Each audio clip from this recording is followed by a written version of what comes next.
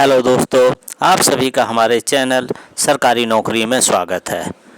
दोस्तों, आज हम इस वीडियो में बात करेंगे 8वें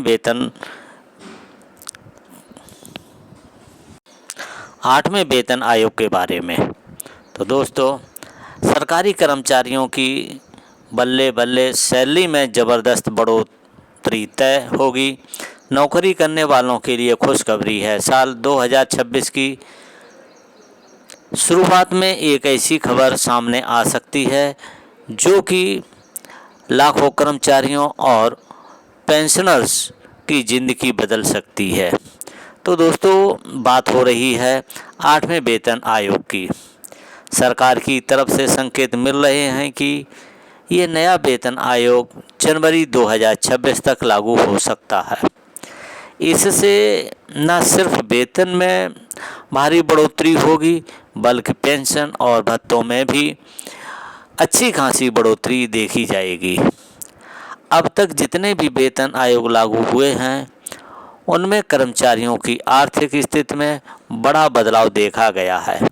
इस बार भी कुछ ऐसा ही होने की उम्मीद की जा रही है। तो दोस्तों, जानते हैं आखिर 8वां वेतन आयोग कब लागू होगा, इसमें क्या क्या बदलाव देखने को मिल सकते हैं और आपकी सैलरी कितनी बढ़ेगी। जनवरी 2026 तक लागू हो सकता है नया वेतन आयोग। मीडिया रिपोर्ट्स और अन्य जानकारों के अनुसार 8वां वेतन आयोग जनवरी 2026 से लागू हो सकता है। हालांकि इसमें थोड़ी देरी भी हो सकती है, लेकिन निराश होने की कोई बात नहीं है, घबराने की कोई बात नहीं है और चिंता करने की भी कोई बात नहीं है, क्योंकि अगर लेट आता है लेट वेतन आयोग की घोषणा होती है तो एरियर के रूप में पूरा भुगतान किया जाएगा, यानी आपका नुकसान बिल्कुल नहीं होगा। फिलहाल आयोग की समिति का गठन नहीं हुआ है और टर्म्स ऑफ रेफरेंस TOR भी तय नहीं हुए हैं। जैसे ही ये प्रोसेस पूरी होती है, ये पूरी प्रक्रिया पूरी होती है, आयोग काम करने लग जाएगा और अपनी सिफारिशें सरकार को सौंपेगा। इसके बाद कैबिनेट की मंजूरी मिलने पर इसे लागू कर दिया जाएगा। क्या होता है फिटमेंट फैक्टर और क्यों है ये इतना ज़रूरी। दोस्तों, अब बात करते हैं कि सबसे अहम चीज़ कि फिटमेंट फैक्टर यही वो गुणांक होता है जिससे सैलरी बढ़ती है। यानी 7वें वेतन आयोग में फिटमेंट फैक्टर 2.57 था। तो दोस्तों, एक बात और हम यहाँ पे आपको बता देते हैं कि जो 7वें वेतन आयोग जो था, उसमें मिनिमम सैलरी पर जो दिया था फिटमेंट फैक्टर 2.57, लेकिन जैसे जैसे लेवल बढ़ते गए फिटमेंट फैक्टर भी बढ़ता गया और ये फिटमेंट फैक्टर 2.81 तक गया था, जो कि अधिकारी लेवल के जितनी लेवल थे उनमें उसी हिसाब का फिटमेंट फैक्टर दिया गया था। तो दोस्तों, जिससे लोगों की सैलरी में अच्छा खासा उछाल आया था। इस बार चर्चा है कि 3.0 का फिटमेंट फैक्टर लागू किया जा सकता है। इसका मतलब क्या हुआ, अगर कोई कर्मचारी अभी 18,000 बेसिक सैलरी ले रहा है तो 3.0 फिटमेंट फैक्टर से सीधी 54,000 रुपये हो जाएगी। और ये सिर्फ बेसिक पे है, बाकी भत्ते HRA TA वगैरह मिलाकर तो रकम और भी ज़्यादा हो सकती है। किससे कितना फ़ायदा मिलेगा। इस वेतन आयोग का फ़ायदा सभी केंद्रीय कर्मचारियों को मिलेगा, चाहे वो ग्रुप D के कर्मचारी हों या उच्च अधिकारी। हालांकि जो रकम के हिसाब से सीनियर अधिकारियों की सैलरी में ज़्यादा बढ़ोतरी होगी, लेकिन परसेंटेज की बात करें तो सभी को समान बढ़ोतरी मिलेगी। तो दोस्तों यही कर्मचारी संगठनों का भी कहना है कि जो भी फिटमेंट फैक्टर सरकार तय करती है वो सभी को एक समान फिटमेंट फैक्टर मिलना चाहिए, चाहे चपरासी हो, चाहे सेक्रेटरी हो, चाहे कैबिनेट का सेक्रेटरी हो या IAS हो, कोई भी हो, लेकिन फिटमेंट फैक्टर एक समान होना चाहिए, क्योंकि 7th पे कमीशन में भेदभाव हुआ था। तो दोस्तों यही नहीं, समान बढ़ोतरी मिलेगी, यही नहीं कि पेंशनर्स को भी इसका सीधा फ़ायदा होगा, क्योंकि उनकी पेंशन भी उसी फिटमेंट फैक्टर के आधार पर बढ़ेगी।